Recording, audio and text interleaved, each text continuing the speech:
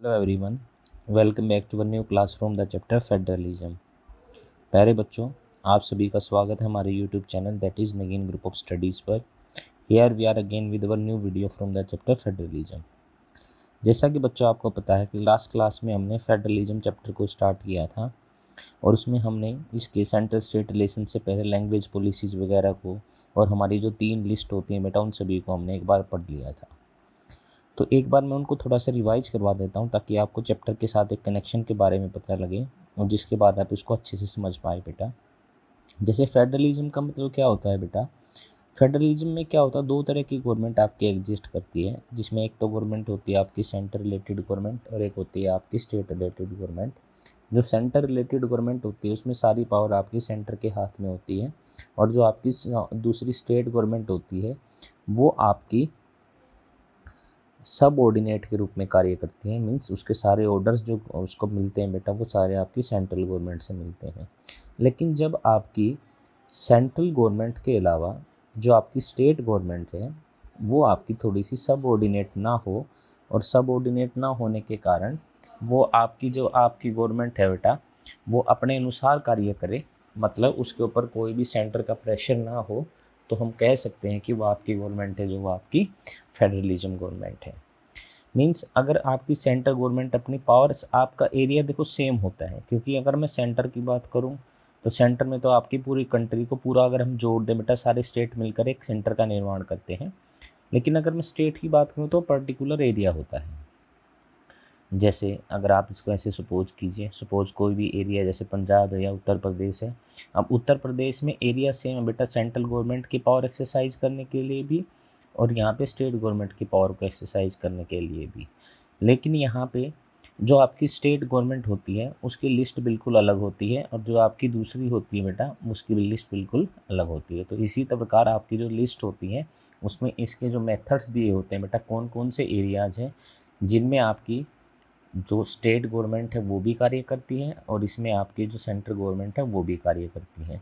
तो इसमें आपकी जो लिस्ट होती है वो कौन कौन सी हमने पढ़ी थी? एक हमने यूनियन लिस्ट के बारे में पढ़ा था, एक हमने कॉकरेंट लिस्ट के बारे में पढ़ा था जिसमें आपकी कॉमन आते हैं, और एक हमने स्टेट लिस्ट के बारे में पढ़ा था जिसमें आपके जो टॉपिक्स आते हैं वो स्टेट लिस्ट के आते हैं, जिसमें सारे काम कौन करता है बेटा, आपकी स्टेट के द्वारा होती है। कॉन्करेंट में जो होती है बेटा कॉमन होती है, जिसमें सेंट्रल गवर्नमेंट भी और आपकी स्टेट गवर्नमेंट भी दोनों कॉमनली रूप से कार्य करती हैं। ऐसी गवर्नमेंट को, ऐसी को हम क्या बोलते हैं बेटा, कॉन्करेंट लिस्ट बोलते हैं। तो इसी प्रकार हमने ऐसे स्टार्ट करते हुए बेटा हमने लिस्ट के बारे में पढ़ लिया था, इंडिया एक फेडरल कंट्री है उसके बारे में पढ़ा था, और हमने लैंग्वेज पॉलिसी के बारे में पढ़ा था कि हमारी ऑफिशियल लैंग्वेज पॉलिसी किस रूप से आपकी एग्जिस्टेंस में आई थी। और हमारी लैंग्वेज पॉलिसी के अलावा हमारे जो बहुत सारे स्टेट्स हैं जिनको हमने लैंग्वेज बेस्ड के ऊपर हमने उनको डिवाइड किया था बेटा, ये सारी चीज़ें हमने लास्ट क्लास में पढ़ ली थी। तो इसी के साथ आपका जो नया टॉपिक आता है वो आता है बेटा सेंटर एंड स्टेट रिलेशंस बेटा। तो अब एक दूसरे को मिलजुल कर भी काम करना पड़ता है। तो बहुत सारे ऐसे हैं जैसे जहाँ पे यूनियन गवर्नमेंट अलग से कार्य करती है, टैक्सीज हैं बहुत सारे जो सेंटर के द्वारा अप्लाई किए जाते हैं, उनमें कुछ ऐसे टैक्सीज हैं जो स्टेट के द्वारा अप्लाई किए जाते हैं। जो स्टेट के द्वारा अप्लाई किए जाते हैं टैक्स, उसमें स्टेट का ही सारा का सारा जो पार्टीशन होता है, और जो आपके सेंटर के द्वारा किए जाते हैं उसमें सेंटर का ही पार्टीशन होता है। अगर हम सेंटर स्टेट रिलेशन में बात करें तो देखिए, after independence there one only few parties which form government at the centre and the state levels. Independence के बाद सिर्फ कुछ ही पार्टी ऐसी थी जिन्होंने बेटा गवर्नमेंट को फॉर्म किया। अब यहाँ पे लेवल्स दो अलग अलग के रूप में बताए गए हैं। एक आपका लेवल बताया गया है सेंटर लेवल, जो कि आपका बड़ा लेवल होता है, और एक आपका बताया गया है state level. Well rival parties, and what is the meaning of rivalry? Rival का मतलब होता है opposition parties form the government at the state level. The central government trying to misuse its power by dismissing the state governments weaken the federal spirit of our constitution. अभी ये बताना चाह रहा है कि अब यहाँ पे देखो इलेक्शन होते हैं और ऐसा हो जाता है कि दो अपोजिशन पार्टीज थी। एक अपोजिशन पार्टी तो आपकी सेंटर लेवल पे आ जाती है और एक अपोजिशन पार्टी आपकी स्टेट लेवल पे आ जाती है। तो सेंट्रल लेवल यहाँ पे अपनी पावर का मिसयूज करके बेटा सेंट्रल गवर्नमेंट को क्या कर देता है, आपकी उसको उसको ट्राई करता है उसको डिसमिस करने की, जिससे अपनी पावर को मिसयूज करता है, जिससे हमारा जो फेडरल स्पिरिट है बेटा, क्योंकि फेडरलिज्म क्या बोलता है, फेडरल आपका जो फेडरल स्पिरिट है वो कम क्यों हो जाता है, वीकन क्यों हो जाता है, क्योंकि फेडरलिज्म के अनुसार सेंट्रल और स्टेट गवर्नमेंट सबऑर्डिनेट गवर्नमेंट के रूप में कार्य नहीं करती यहाँ पे स्टेट गवर्नमेंट। सेंट्रल गवर्नमेंट के एरियाज अलग हैं और स्टेट गवर्नमेंट के एरियाज यहाँ पे अलग है। However the condition improved after 1990 when many regional parties emerge in different states. तो जो कंडीशन थी भी कुछ ही पार्टीज आपकी फॉर्म की करती थी गवर्नमेंट आपकी सेंट्रल लेवल पे भी और स्टेट लेवल पे भी। अब यहाँ पे ये पार्टीज़ का ये जो आपका ये कंडीशन थी ये इम्प्रूव हुई बेटा कब, जहाँ पे जो कुछ ही पार्टीज़ का डोमिनेशन था वो डोमिनेशन आपका एंड हो गया और उस डोमिनेशन के बाद 1990 के बाद कंडीशन आपकी इम्प्रूव हुई और इस इम्प्रूव्ड कंडीशन में बहुत सारी रीजनल पार्टीज थी बेटा जो डिफरेंट स्टेट में अब नई पार्टी के रूप में गवर्नमेंट आपकी आने लगी। लेकिन इस बात का ध्यान यहाँ पे रखना है कि स्टेट गवर्नमेंट की बात थी, सेंट्रल गवर्नमेंट पे अब इतनी ज़्यादा पार्टी एग्जिस्ट नहीं करती थी, सेंट्रल गवर्नमेंट पे कुछ ही गिनी चुनी आपकी पार्टीज थी। This also mark the beginning of coalition government. अब यहाँ से एक नया टॉपिक आपका स्टार्ट होता है बेटा, एक नया टर्म आई है बेटा जहाँ से बेटा कोलिशन गवर्नमेंट की शुरुआत हुई। अब वो कोलिशन गवर्नमेंट क्या थी बेटा, जहाँ पे 2 or more parties form the government at the central level. जहाँ पे कोलिशन का मतलब होता है गठजोड़ करना, गठबंधन करना। जब मान लो कोई 2 अपोजिशन पार्टीज हैं, 2 or more parties form the government at the centre, centre में अपनी गवर्नमेंट बनाते हैं in the absence of clear majority. जब किसी एक पार्टी को आपकी क्लियर मेजोरिटी नहीं मिलती तो उस क्लियर मेजोरिटी के ना मिलने के बाद अब वो क्या करते हैं, आपकी गवर्नमेंट को फॉर्म करते हैं एक दूसरे की पार्टी के साथ मिला के, तो इसको हम कोएलिशन गवर्नमेंट बोलते हैं। तो इसको पढ़िए एक बार, क्या बताना चाह रहा है बेटा ये, 2 or more parties form the government and the centre. जब कुछ 2 और 2 से ज़्यादा पार्टी सेंटर में in the absence of clear majority में क्या करती है, गवर्नमेंट की फॉर्मेशन करती हैं। This led to a new era of power sharing. तो इसे एक नई इरा स्टार्ट होती है, नया सिस्टम स्टार्ट होता है पावर शेयरिंग का, respecting the independent working of the state government. और जो रिस्पेक्ट करता, कहने का मतलब वो एग्जिस्टेंस होता है बेटा जब पे स्टेट गवर्नमेंट सबऑर्डिनेट गवर्नमेंट के रूप में कार्य नहीं करती और इंडिपेंडेंट वर्किंग अपनी करती है। तो इसको हम बोलते हैं कि एक नया इरा स्टार्ट होता है बेटा पावर शेयरिंग का, जिसमें सेंटर और स्टेट दोनों ही पावर को क्या करते हैं बेटा, शेयर करते हैं। The principle of sharing power has become more effective today. तो इस प्रकार से हम बोल सकते हैं कि जो शेयरिंग पावर है बेटा वो इफेक्टिव हो गया है। It was in early after independence के बाद। तो ये था बेटा आपका सेंटर और स्टेट के रिलेशंस, जहाँ पे हमने राइवल पार्टीज़ के बारे में जाना, 2 गवर्नमेंट के बारे में जाना कि सेंट्रल लेवल पे कैसे काम करती है, स्टेट लेवल पे कैसे काम करती है। और हमने ये भी देखा कि इंडिपेंडेंस के बाद कुछ ही पार्टीज़ थी जो आपकी सेंट्रल लेवल पे कार्य करती थी और कुछ ही पार्टीज ऐसी थी बेटा जो कि आपकी फेडरल स्पिरिट के अनुसार कार्य करती हैं, वरना वो भी पावर का मिसयूज़ करने की सोचती हैं जब सेंटर में और स्टेट में गवर्नमेंट जब अलग अलग होती है। और हमने ये भी देखा कि हमारी जो कंडीशन थी वो इम्प्रूव होगी 1990 के बाद, जब many regional parties emerging different state में एमर्ज होके आई, जिससे मार्क्ड हुआ बेटा बिगिनिंग ऑफ कोएलिशन गवर्नमेंट की बिगिनिंग हुई। 2 or more parties form the government at the centre in the absence of clear majority. जहाँ पे बेटा 2 और मोर पार्टीज ने गवर्नमेंट आपकी एब्सेंस ऑफ क्लियर मेजोरिटी बनाती है, तो ऐसी गवर्नमेंट को हम कोएलिशन गवर्नमेंट बोलते हैं, जिससे एक पावर शेयरिंग का न्यू इरा स्टार्ट होता है और जिससे हमारा क्या होता है बेटा, इंडिपेंडेंट वर्किंग ऑफ स्टेट की क्या करती है, हमारी रिस्पेक्ट करती हैं। अब आगे देखिए डिसेंट्रलाइजेशन इन इंडिया। देखो सेंट्रलाइजेशन का मतलब होता है जब सारी की सारी पावर आपकी सेंटर के हाथ में होती है, स्टेट गवर्नमेंट का कोई चक्कर नहीं होता, तो ऐसी पावर को हम सेंट्रलाइजेशन बोलते हैं। लेकिन डिसेंट्रलाइजेशन का मतलब होता है जब सब ऑर्डिनेट के रूप में कार्य ना करके ये भी इंडिपेंडेंटली काम करते हैं, तो उनको क्या बोलते हैं, डिसेंट्रलाइजेशन बोलते हैं। अब उसी प्रकार से एक नई गवर्नमेंट है बेटा जो लोकल लेवल पे कार्य करती हैं, जिनको म्यूनिसिपल कॉरपोरेशन या पंचायत बोलते हैं।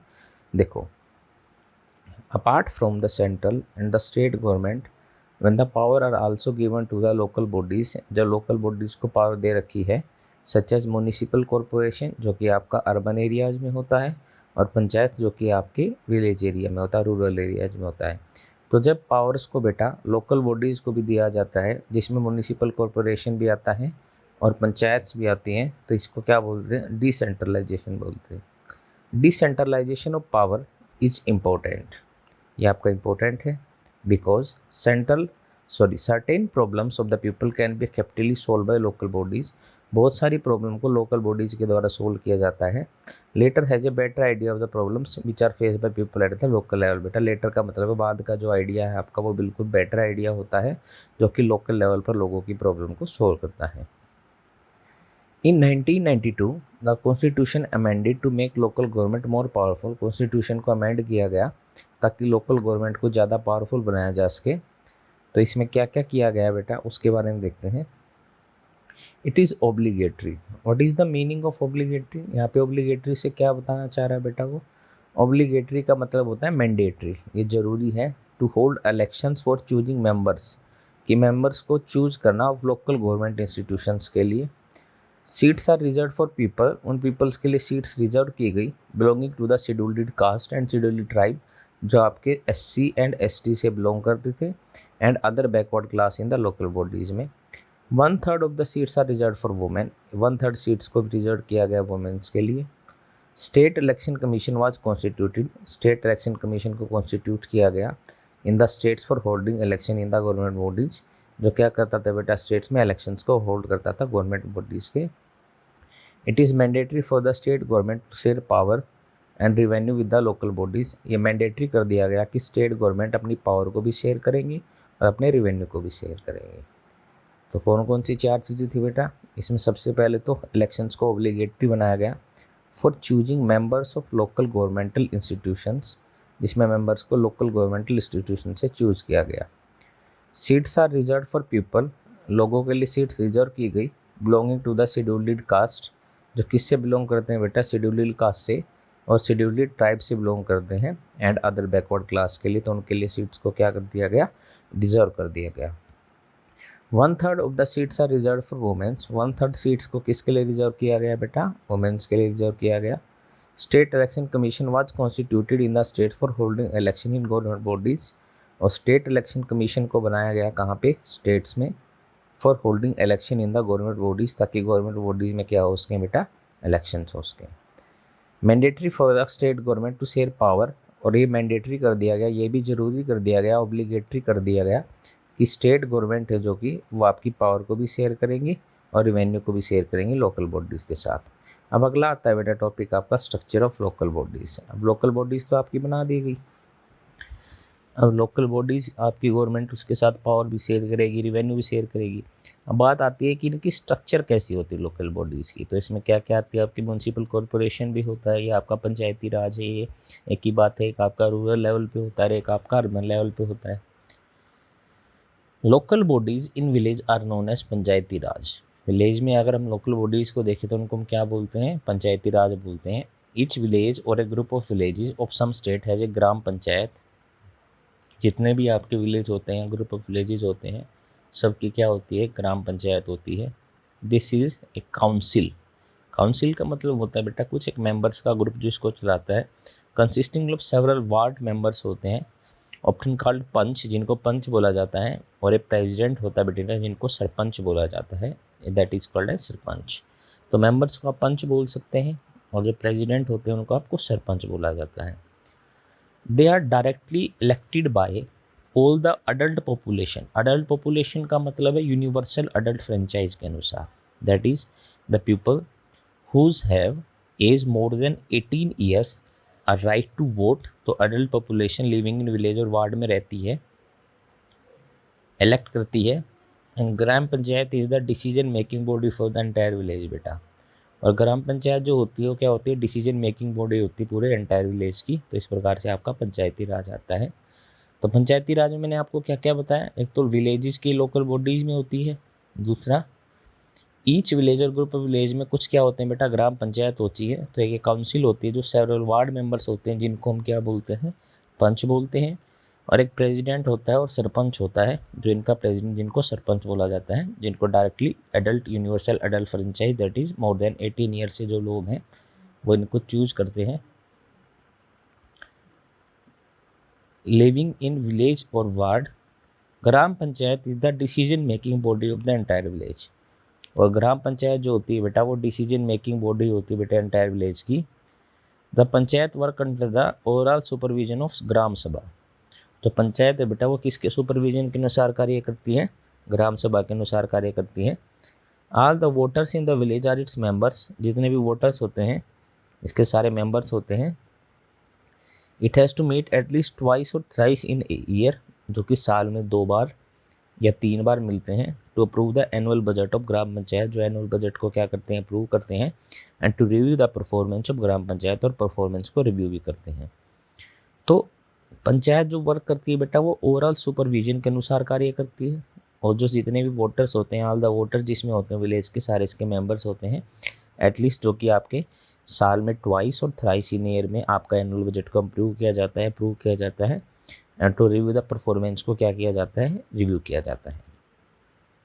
Eight district level many panchayat form a body. अगर हम डिस्ट्रिक्ट लेवल पे बात करें तो अब देखो जैसे वहाँ पे क्या था, अब वहाँ पे एक पंचायत थी वो जो कि एक गांव में एग्जिस्ट करती है। अब बहुत डिफरेंट गाँव से लेकर बेटा जो पंचायत होती हैं वो सारी पंचायत मिलकर अब एक नई बॉडी का निर्माण करती है, पंचायतों के द्वारा डिफरेंट विलेजेस की होती है, जिसको हम बोलते हैं पंचायत समिति या मंडल बोलते हैं या फिर ब्लॉक बोलते हैं। और इस पंचायत समिति के जो रिप्रेजेंटेटिव होते हैं बेटा वो पंचायत के मेंबर्स के द्वारा चुने जाते हैं बेटा। तो इसको पढ़िए एक बार। At the district level many panchayat form a body known as panchayat samiti. बहुत सारी पंचायत एक बॉडी का निर्माण करती है जिसको हम पंचायत समिति बोलते हैं, ब्लॉक और मंडल बोलते हैं।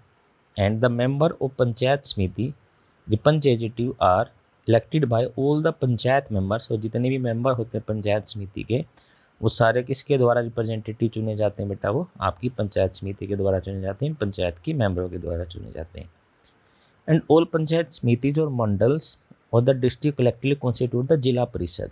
और अब पंचायत समिति जो बना दी बेटा, अब डिफरेंट पंचायत समिति और मंडल मिलकर एक निर्माण करते हैं जिला परिषद का, जो कि एक जिले में एग्जिस्ट करता है। And all the member of Zila Parishad are elected, सबको इलेक्टेड किया जाता है। And MLA and members of Lok Sabha are also member of Zila Parishad. और एमएलए और जो मेंबर होते हैं लोकसभा के वो भी जिला परिषद के क्या होते हैं, उसके पार्ट होते हैं। तो इस प्रकार से चुना जाता है। उसके बाद आता है बेटा आपका म्युनिसिपल कॉरपोरेशन। म्युनिसिपल कॉरपोरेशन की बात हुई तो मैंने आपको बता दिया ये आपका अर्बन एरिया से रिलेटेड होगा। Urban local bodies in small towns are known as municipalities. इनको हम क्या बोलते हैं, म्यूनसिपैलिटीज़ बोलते हैं, जो कि लोकल बॉडीज होती है स्मॉल टाउन्स में। Large cities have municipal corporations. और जो लार्ज सिटीज़ होती हैं वहाँ पे क्या होते हैं, म्यूनसिपल कॉरपोरेशंस होते हैं। Both local bodies consist of representative elected by the people. दोनों में लोकल बॉडीज़ में रिप्रेजेंटेटिव होते हैं जिनको चुना जाता है किसके द्वारा, पीपल्स के द्वारा।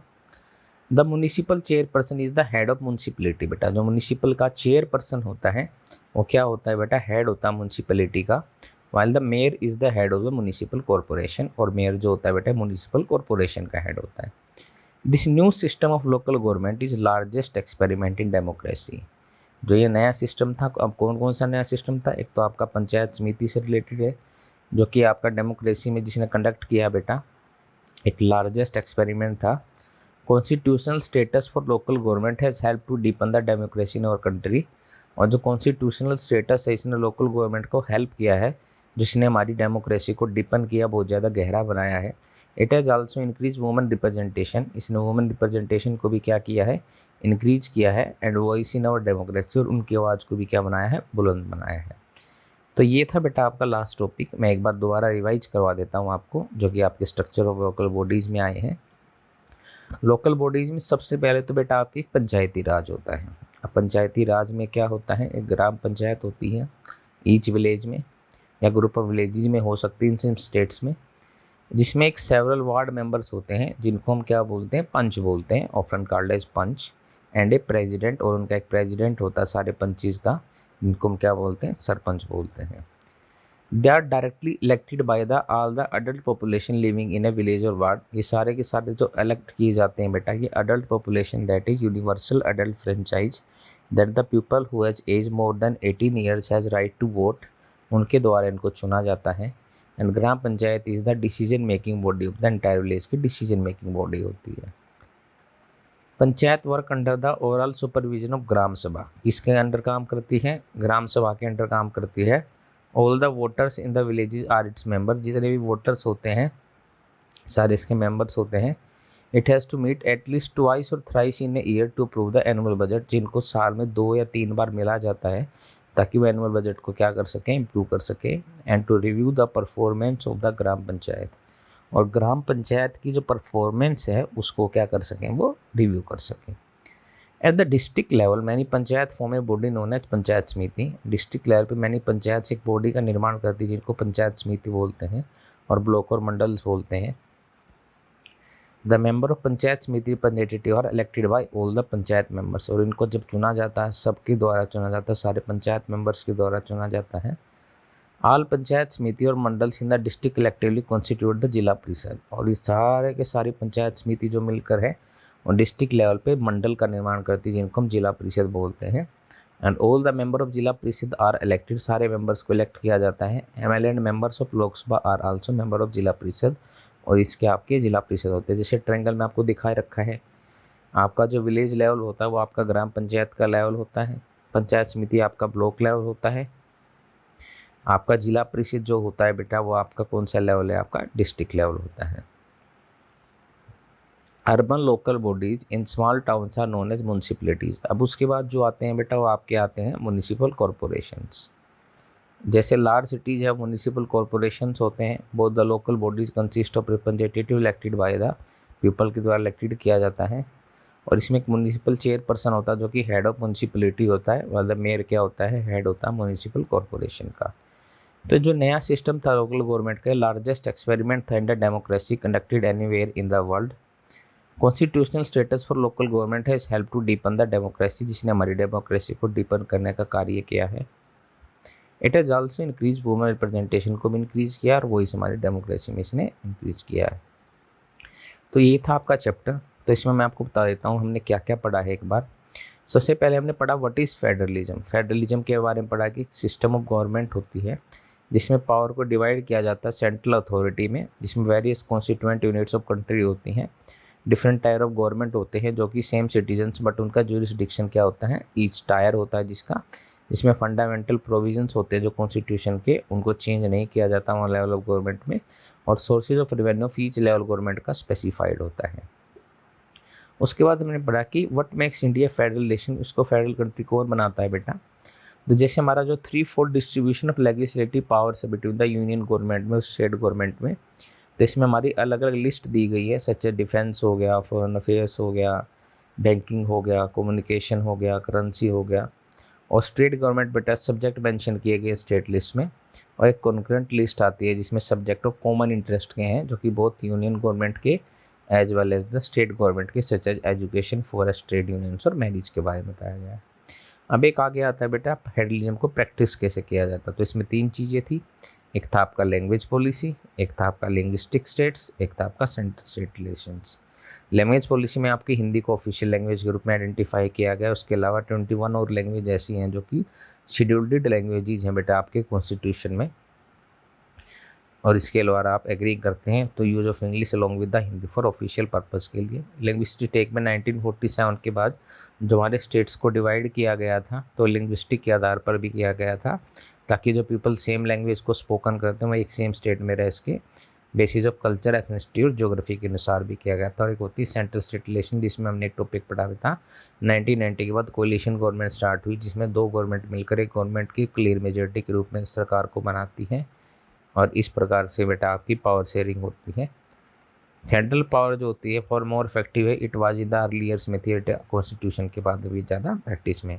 हमने पढ़ा डिसेंट्रलाइजेशन, जब हमारा 1992 में कॉन्स्टिट्यूशन को अमेंड किया गया और 3 टायर ऑफ डेमोक्रेसी को मोर पावरफुल और इफेक्टिव बनाया गया, जिसमें कुछ सीटें रिजर्व की गई बेटा शेड्यूल्ड कास्ट के लिए, शेड्यूल्ड ट्राइब के लिए और अदर बैकवर्ड क्लासेस के लिए, जिसमें स्टेट गवर्नमेंट्स को रिक्वायर्ड किया गया to share some power and revenue which local government bodies में, जिसमें आपके रिप्रेजेंटेटिव में पंचायत और म्यूनसिपलिटीज़ के बारे में बताया गया। तो ये था बेटा आपका फेडरलिज्म। मैं एक बार और बता देता हूँ, फेडरलिज्म में जो जो आपने पढ़ा है वो पढ़ा आपने व्हाट इज़ फेडरलिज्म, क्या होता है, फेडरलिज्म की डेफिनेशन जिसके अंडर आई है। उसके बाद फेडरलिज्म में आपने पढ़ाया कि what makes India federal country बनाती, जिसमें हमने लिस्ट के बारे में पढ़ा है। जो 3 डिजिट की आपकी 3 लिस्ट आती है, यूनियन लिस्ट आ गई आपकी, या आपकी स्टेट लिस्ट है, या आपकी गवर्नमेंट की लिस्ट है बेटा, ये सारी लिस्ट आती हैं। और एक आपने फेडरलिज्म को प्रैक्टिस कैसे किया जाता है, जिसमें 3 टॉपिक्स थे आपके, language policy, linguistic states and central state relations थे। और एक हमने फेडरलिज्म पढ़ा बेटा आपका डिसेंट्रलाइजेशन के बारे में। तो आशा करता हूँ आपको चैप्टर अच्छे से समझ में आया होगा और आपने सारे टॉपिक्स को अच्छे से किया होगा। इसके साथ ही आपकी ये वीडियो आपकी बेटा एंड होती है। जो कि आपके आज टॉपिक्स हमने पढ़े थे उनको भी मैंने एक्सप्लेन कर दिया अच्छे से। तो इस प्रकार से हमारा ये चैप्टर आपका जो रीडिंग्स थी बेटा वो कंप्लीट होती है। इसके बाद जो नेक्स्ट वीडियो आएगी उसमें हम एनसीईआरटी के क्वेश्चन आंसर्स करेंगे। So thank you very much to attend this session and have a nice day.